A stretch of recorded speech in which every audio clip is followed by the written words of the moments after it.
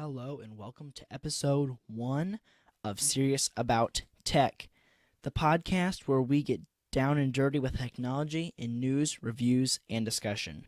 I am your host, Zachary Webb, welcoming you to this first episode. We are doing this episode video. Episode 0 was not video, but I figured I'd try video even if there is some syncing issues between our audio and our video. However, some announcements I'd like to tell you about this podcast. This podcast is a companion to the website SeriousAboutTech.com. And if you'd like to have the show notes for this episode, it's SeriousAboutTech.com/1. But that site, I am dreaming of having that site be just a go-to place for technology articles. If you would like to do guest posts on there, if you're knowledgeable, or if you want to guest host on this show, then just go to the contact page there. Now, into the news. There's been a lot of different news. Several things we're going to get into in this episode. I would like you to send me content. If you would like something to be covered on the podcast, just send it to me with that contact page. Okay, first off, Windows Creators Update. So, with Windows Creators Update, it's a new update for Windows that might be on your PC already, or it might be a little bit till it comes out. It's a new update for creators, for gamers, for about everyone. It's got a lot of cool things. You can customize Windows more with themes and stuff like that. That'd be really cool.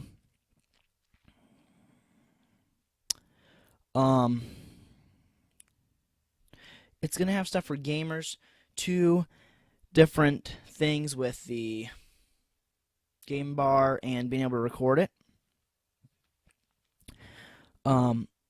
Edge is going to be a little bit different now. Edge can do 4K Netflix and more stuff like that.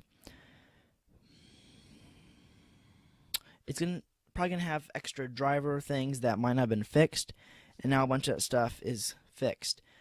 And themes, you're going to have all kinds of theme packs you can do now, so that'll be okay. For gamers, you can do game mode. It can help you with a computer that's not as fast or something, and that could help you. And there's also going to be 3D paint. To have 3D paint, like Paint the program that I've used a lot to make graphics and stuff. Well, they're going to have 3D paint where you can make 3D objects with paint. And then you can do 3D scan, view 3D, and 3D builder.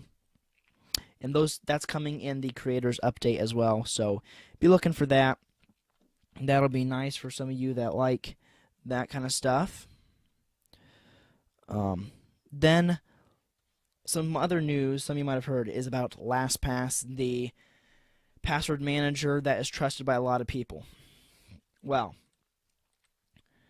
on March 25th of 2017, Tavis Ormandy, a security researcher at Google,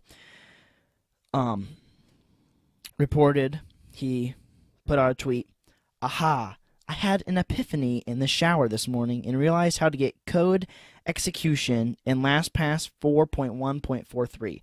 Full report and exploit on the way." Now, you might have already heard about this and already seen this and don't care, but it's an exploit.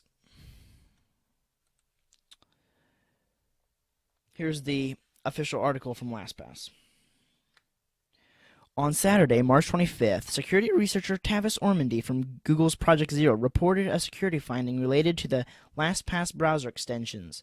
In the last 24 hours, we've released an update which we believe fixes the reported vulnerability in all browsers and have verified this with Tavis himself. Most users will be updated automatically. Please ensure you are running the latest version 4.1.44 or higher, which can always be downloaded at LastPass.com. LastPass is devoted to security. They patched this within a day or two.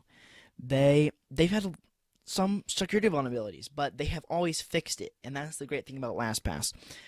I would encourage you to use LastPass, not to use the same password for all of your services, because that's just a horrible idea, and you should not do that, even if it is tempting. Well, with the way security vulnerability works, not to get into too much detail, but LastPass is in an isolated world. Like browsers, when you have your browser extension like AdBlock Plus or LastPass or some other browser extension, those run in a different JavaScript environment than what your web page does.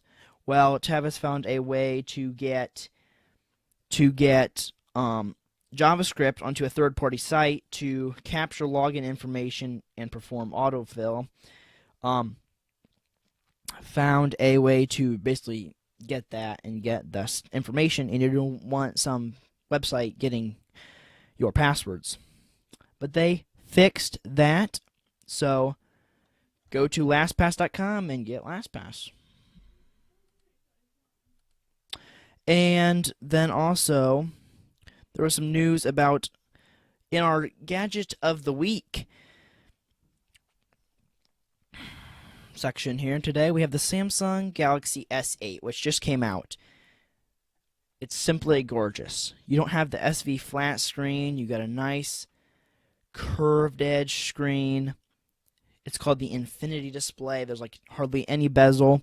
It is very nice. It's 5.8 inches. The Plus version is going to be 6.2 inches. That's a big phone, and most of the people like that with like the notes and everything. And they have fixed the battery problems that were with the Samsung Galaxy Note 7. They fixed that. And then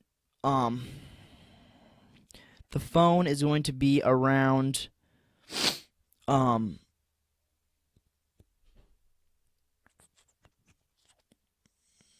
me see, probably around $800 starting April 21st.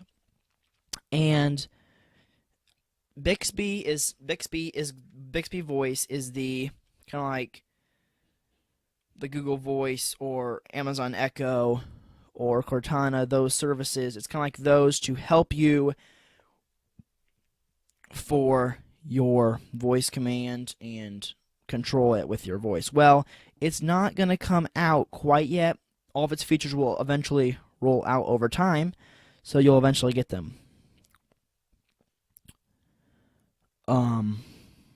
It also has gigabit class LTE whenever that comes out for your browsers. Means 5 GHz speeds, get really fast data. And it also has the Qualcomm Snapdragon 835. That's the newer Snapdragon chip that came out that people said them, LG, Hog, all those up. It'll come with Android Nougat 7.0, which is good because that is pretty nice, pretty new. You can also use Samsung DeX. It's a standalone dock where you can connect your phone into it and then plug a monitor and keyboard and mouse into it. Kind of like the Microsoft product that they use with their Lumia 950. This phone since it's so big, it's a little bit heavier than some of the other ones, and it's also got this good Samsung, on their website, they have some weird ways of describing their stuff, but it's got 4 GB RAM, 64 GB storage with up to 2 TB in an SD card. It has a 3,000 milliamp hour battery, and then the Plus has a 3,500 milliamp hour battery. So if they fix it, they say these will keep their charges 95%. Like over a year, they can still keep 95% of their charge, which would be very nice. Okay, off contract, it sounds like the Samsung S8 is going to be $750 and the 8 Plus is going to be $850. So you're paying some money for it, but if you like the Samsung Galaxy line, you will love those phones. Thanks for listening to this episode of Serious About Tech, episode 1. I hope you enjoyed it and hope you'll listen again too. After this, I like to bring out one every week, and I'm also looking for guest hosts and other things like that if you would do that. You can always find us at SeriousAboutTech.com, where you can find my blog, find the podcast, and other stuff, reviews and stuff that I'll put up there too. You can find us on Twitter at Serious Tech Show. You can find me on Twitter at the Zachary Webb, WEBB. And thanks for listening. And I hope you enjoyed it, and you will use Serious About Tech for another one of your tech podcasts that you regularly listen to. Bye.